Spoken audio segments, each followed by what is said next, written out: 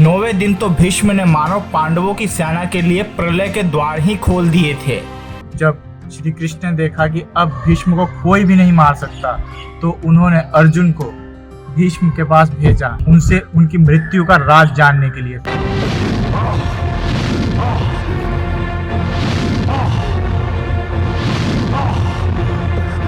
आज गिरा हो भूमि पर क्यों कोई आकाश। जब बाणों की शैया पर भीष्म लेट चुके थे, तब उन्हें प्यास लगी। तब अर्जुन ने अपने बाण से तीर मारा और यहाँ से गंगा निकली और भीष्म की प्यास बुझी। कुरुक्षेत्र से लगभग 5 किलोमीटर की दूरी पर ज्योतिसर जाते हुए दाईं ओर स्थित है गांव नरकातारी। इसी गांव में है ऐतिहासिक भीष्म कुंड। भीष्म कुंड का इतिहास बताने से पहले एक बार फिर मुझे आपको लेकर जाना होगा 5500 वर्ष पूर्व कुरुक्षेत्र की रणभूमि में, जहां कौरव और पांडवों के बीच धर्म युद्ध लड़ा जा रहा था। Hi guys, welcome back to our YouTube channel V2 experts.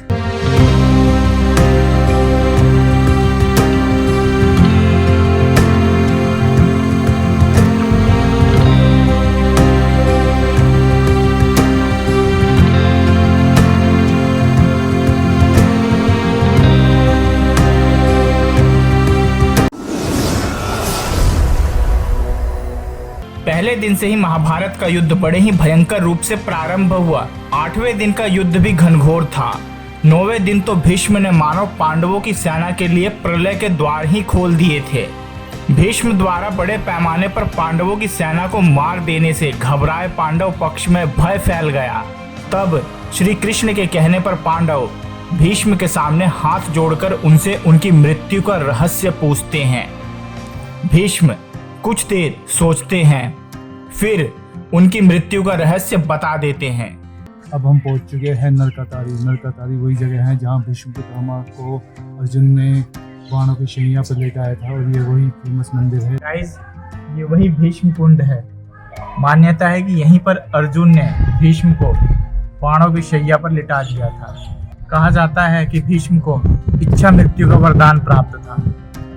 Mahabharat के युद्ध में जब श्री कृष्ण ने देखा कि अब भीष्म को कोई भी नहीं मार सकता, तो उन्होंने अर्जुन को भीष्म के पास भेजा, उनसे उनकी मृत्यु का राज जानने के लिए। तब उन्होंने बताया कि शिखंडी उनके द्वारा ही उनकी मृत्यु हो सकती है। गंगापुत्र भीष्म के कहे अनुसार अर्जुन अपने रथ पर शिखंडी को अपने आगे खड़ा कर युद्ध भूमि में 10वें दिन पहुंच जाते हैं। शिखंडी को सामने देख भीष्म अपने शस्त्र त्याग देते हैं और निहत्थे खड़े हो जाते हैं, क्योंकि उनकी प्रतिज्ञा थी कि वो किसी स्त्री से युद्ध नहीं करेंगे। शिखंडी अर्जुन के रथ पर आए और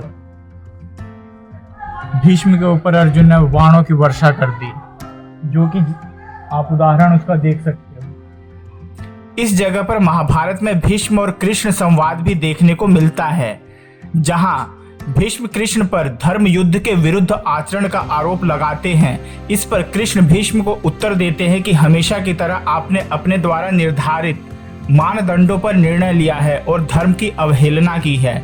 आज भी उन्हीं मानदंडों पर आप शिखंडी को स्त्री बता रहे हैं, जबकि इसका पालन पोषण एक पुत्र की तरह किया गया है और वरदान स्वरूप यक्ष का दिया हुआ पुरुष लिंग भी है शिखंडी के पास। इस संवाद के बीच भीष्म के सामने खड़ा शिखंडी लगातार तीरों की वर्षा किए जा रहा था गंगापुत्र भीष्म पर, लेकिन उसके तीरों में इतनी शक्ति नहीं थी कि वो भीष्म की छाती को छेद पाता। तब अर्जुन शिखंडी के पीछे से तीर चलाना शुरू करते हैं और देखते ही देखते भीष्म का शरीर छलनी हो जाता है।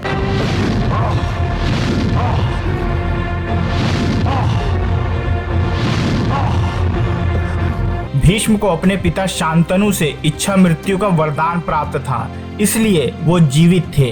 अर्जुन के तीरों से घायल हो भीष्म का संतुलन बिगड़ जाता है और वो भूमि पर जा गिरते हैं और तीरों की शैया पर लेट जाते हैं।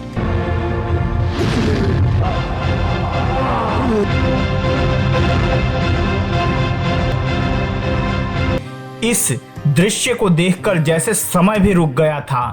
आज गिरा हो भूमि पर ज्यों कोई आकाश। भीष्म तीरों की शैया पर लेटे हुए बोलते हैं कि मेरा सर लटका हुआ है, इसे सहारा चाहिए। इस पर दुर्योधन राजमहल से तकिया मंगवाता है, लेकिन भीष्म मना कर देते हैं और अर्जुन की तरफ मुस्कुराते हुए देखते हैं। अर्जुन समझ जाते हैं और रोते हुए अपना गांडीव उठाकर 3 बाण मारते हैं, जो भीष्म की ललाट को छेदते हुए पृथ्वी में जा लगे। बस इस तरह सर को सिरहाना मिल जाता है।